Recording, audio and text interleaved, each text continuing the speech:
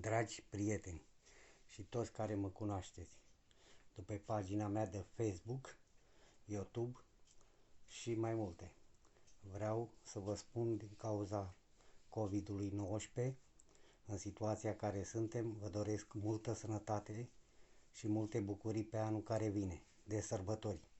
Și vreau ca eu să vin să vă colind cu această colindă.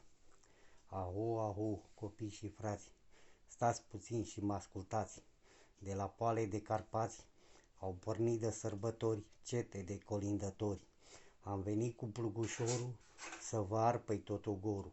Eu plugar de viță veche, gospodar fără pereche. Mi-am cumpărat 2 juncani, cum ne alții prin Bălcani. Cu ei astăzi am brăzdat satul nostru lung și lat, fiindcă mâine e sărbătoare.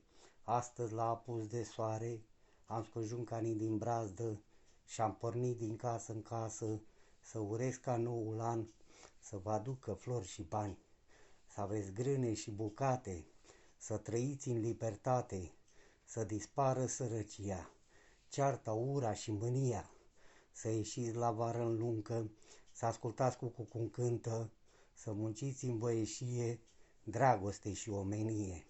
Dacă aveți copii lași mici, rog pe părinți și bunici să-i crească cum se cuvine, să ajungă copii minune, să umble cu plugușorul, să înveselească poporul la anul și la mulți ani. Multă sănătate vă doresc și vă doresc un an cât mai bun cu toate și să ieșim din chestia asta, cu pandemia asta, să dispară după tot globul pământesc. Sănătate multă, Doamne ajută!